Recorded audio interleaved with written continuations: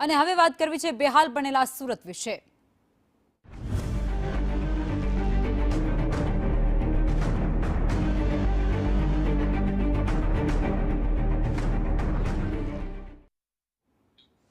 સુરતના ગોડાદરામાં હજુ પણ પાણી નથી ઓસર્યા। પાણી ભરેલી સ્થિતિમાં છે। પેલારીસ ટેક્સટાઇલ સિટીમાં હજુ પણ પાણી ભરેલા છે। બેઝમેન્ટમાં ખાડીપુરના પાણીનો ભરાવો એ હજુ પણ યથાવત છે। કલાકો વીતી ગયા છે, દિવસો વીતી ગયા છે, તે છતાં પાણી નથી ઓસર્યા। મશીનો દ્વારા પાણી બહાર કાઢવાની કામગીરી ત્યાં ત્વરિત ધોરણે અને ખૂબ તેજીથી ચાલી રહી છે।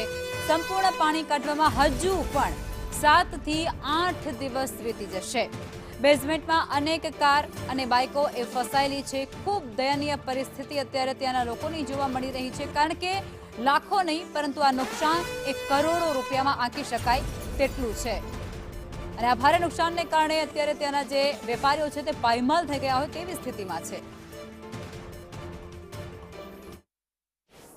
સુરત શહેરમાં હજી પણ ખાડીપુરના પાણી અનેક સ્થળોએ જોવા મળી રહ્યા છે। ખાસ કરીને જે બેઝમેન્ટની દુકાનો આવેલી હોય, બેઝમેન્ટના જે પાર્કિંગ ત્યાં જોવા મળે છે। જે જણાવશો બેઝમેન્ટમાં હજી કેટલું પાણી છે અને તમે કેટલા પંપો દ્વારા કેટલું પાણી કાઢવામાં આવી રહ્યું છે?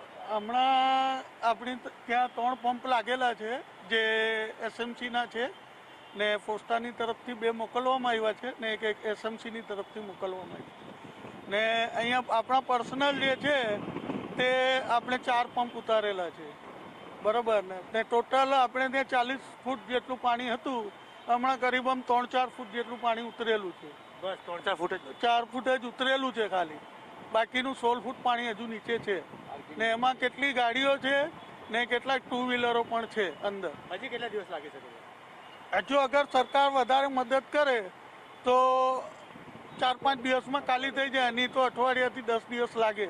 આ હિસાબે ચાલે છે। એ હિસાબે अगर गवर्नमेंट हजू વધારે સગવડ આપશે तो 4 થી 5 દિવસમાં અમે પાણી કાઢી લઈએ।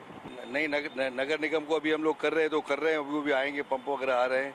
अभी साफ सफाई के लिए उनसे भी अपील करेंगे तो अभी उनकी मतलब स्टाफ चाहिए।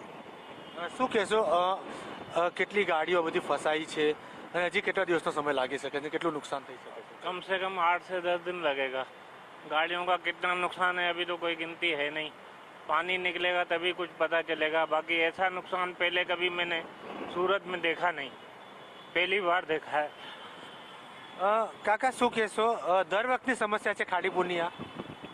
આ દર વખતે જ્યારે વધારે વરસાદ થાય ત્યારે અંડરગ્રાઉન્ડમાં તો પાણી ભરાઈ જાય છે, મગર આ વર્ષે જે કુદરતી એકદમ આફત આવી એમાં માર્કેટના ગ્રાઉન્ડ ફ્લોર પર 4 ફૂટ પાણી આવી ગયા।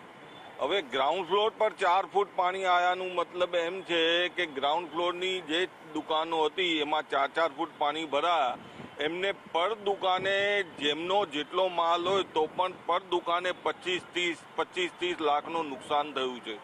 અંડરગ્રાઉન્ડમાં ડબલ પાર્કિંગ છે જેનું પાણી ભરાયું છે। 300 ફૂટ આમ માર્કેટ છે ને 600 ફૂટ લાંબી છે, 20 ફૂટ ઊંચું પાણી।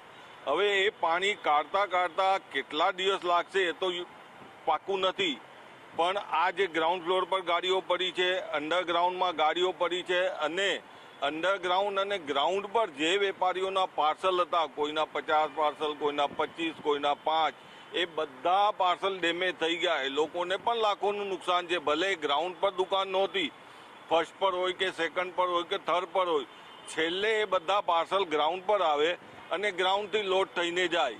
હવે એ જે વરસાદ અચાનક પડ્યો, જે સોમવારે રાત્રે માલ ઉતરેલો, વરસાદથી પાણી કે ખાડી પૂરતું છે? આ વરસાદ ખાડીમાંથી બી પાણી વરસાદનું જ આવ્યું। હવે ક્યાંથી પાણી આવ્યું એ ભગવાન જાણે, પણ આ ખાડી પુલનું જ વધારે તકલીફ છે। પરંતુ પ્રાથમિક માહિતી અનુસાર જે રીતે 2 દિવસ પહેલા પ્રમુખો દ્વારા ખાલી વગર સર્વેનો અંદાજો આપવામાં આવ્યો હતો કે 200 થી 500 કરોડનું નુકસાન છે, પરંતુ હજી તો સર્વે બાકી। તમે સર્વે કર્યા બાદ ટોટલ કેટલા કરોડનું નુકસાન છે, કેટલી ગાડીઓનું નુકસાન થયું, કેટલા કાપડ નુકસાન થયું, તમામ માહિતીઓ બહાર આવશે। પરંતુ હજી સુધી પણ અનેક ટેક્સટાઇલ માર્કેટોમાં જે બેઝમેન્ટમાં જે દુકાનો છે તે ઉપરાંત પાર્કિંગ છે, ત્યાં હજી સુધી પાણી જે નીકળ્યા નથી, પાણી નીકળતા હજી 7 થી 7 દિવસનો સમય લાગી શકે છે। કેમેરામેન અજીત પટેલ સાથે જયેન્દ્ર પાંડે, સંદેશ ન્યૂઝ, સુરત।